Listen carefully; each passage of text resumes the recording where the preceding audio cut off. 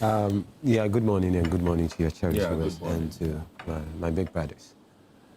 First of all, there's something that is agitating my mind.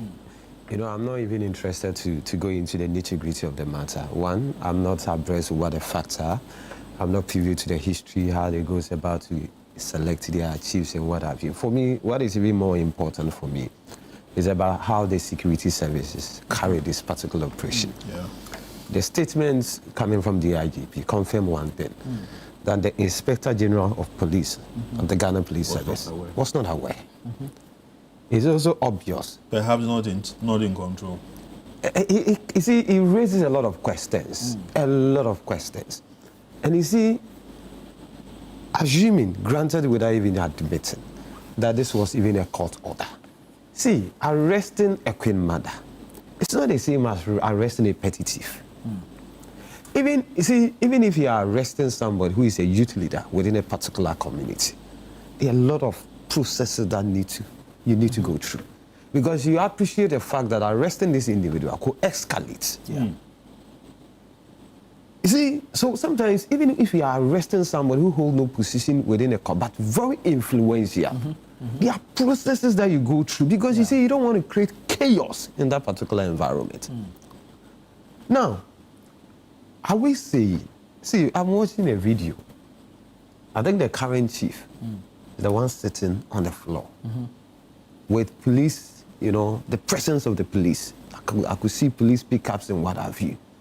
And you ask yourself, are we saying, are we saying that one, the Inspector General of Police is not aware of it? Are we saying that there's not an intelligent division as far as the Ghana Police Service is concerned? Or is it a case that I've read some article somewhere that was uttered by somebody? I mean, creating an impression that there's an individuals within the police service who are trying to undermine the Inspector General of Police.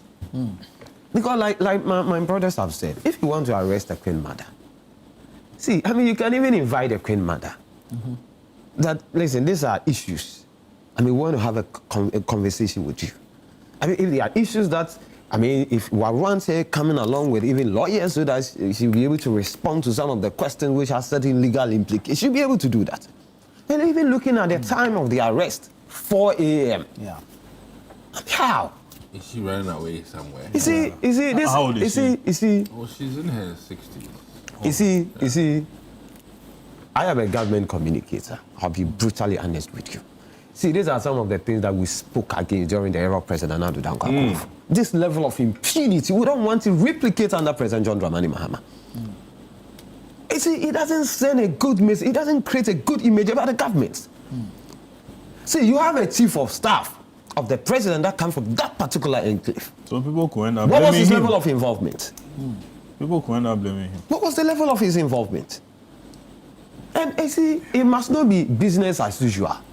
That we are conducting an investigation. See, those who are found culpable should be dealt with according to the dictates of the law. See, I am saying that, see, if you sample the views of the people that are lining up to join the police service, it's just a way to escape unemployment, not necessarily because they are passionate to contribute a quota to the Ghana police service. I'm telling you, sample almost 80% of the people who have queued to join the Ghana police service. It's because there's a magnitude of unemployment in this country, and for that matter, they feel that is the only way we'll be able to escape the unemployment, what we call it, this thing. Basket. You see, so that is why I'm so much happy about the current finance minister, a lot of policies that is being rolled up to create employment for our teaming youth out there. Because you see, the police service, see, they must know in this modern day and age, gone are the days that you can just go and arrest somebody. Before we get to know about it, it'll be about man time. Because once you're even arrested, effecting the arrest, there are a lot of people with what the cameras all over taking a shot of it. By the time you are done with the arrest and get back to the police station, it's all over. And you see, once you do that, you create a lot of bad image for the government. So, as we speak, because per the statements of the Ghana, the IGP, it means probably even the National Security was unaware. The man who is the chairman of the District Security Council, per his interview that he's granted, he said he wasn't aware. You are undertaking an operation within his jurisdiction, and he's not aware about it. And look at, you see, so this is a Queenmother. We are told that, I mean, she's been a Queenmother for 15 solid years. Gazetted. Gazetted. Jemfua the third. You understand? So for me, honestly speaking, I think with the greatest respect to the IGP, we must see a certain actions being taken to deal with these police officers. And you see, these police officers who undertook this particular operation, they did not do it out of their own volition or what have you. They were instructed, they were directed by another senior police officer.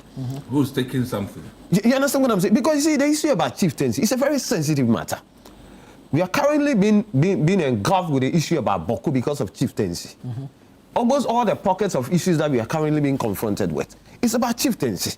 Because see, let's be honest to ourselves. All of us, we are proud of where we are coming from. True. I would not be happy if I see my chief basically sitting on the bare floor. I would not be happy about it. I mean, if you have even the two chiefs, right? I don't want to go into who is qualified. I'm not even interested there. The point is, when there are issues, there's House of Chiefs. National security can exercise certain discretion when it comes to chieftaincy matter, because eventually the ripple effect, it affects the security of this country. So when you invite the two individuals, and another person feel aggrieved related to the fact that the way these two was illegal, was unconstitutional, the avenue is there. That is the court.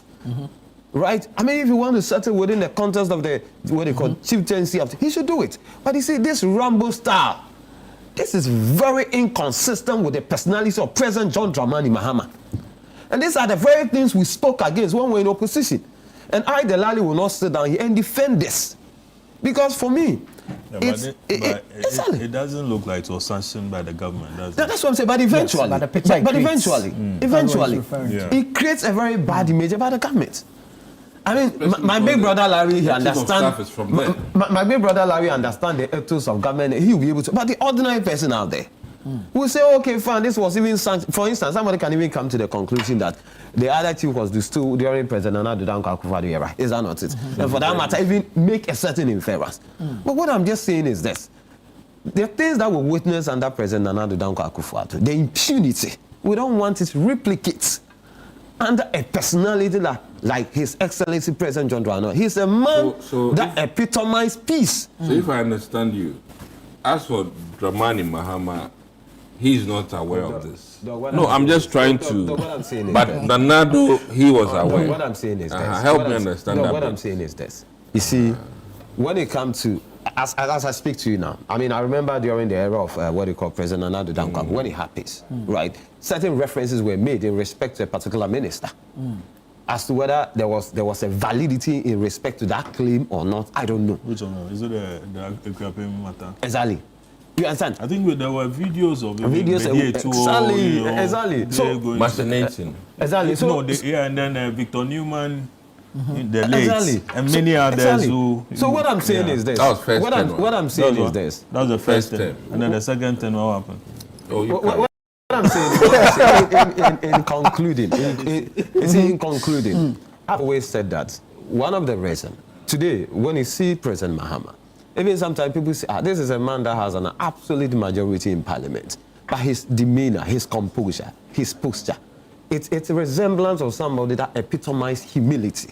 Somebody who respects, right, the dignity of the Ghanaian people. Somebody who has demonstrated that in spite of the power that he wields, right, he will not in any way undermine, right, the constitution and the Constitution of the Republic of Ghana. So I want every state actor, appointee of President John Dramani Mahama, the Inspector General of Police, I know Mr. Yohunu, I mean, I've had a couple of encounters. He's a very fine, police officer. He's a man of dignity, and I know that is why he has issued statement. And I have every confidence in him that he will make sure the perpetrators of this particular, operation that he has come out to issue a statement that he's unaware of it will be dealt with. We need to know the names.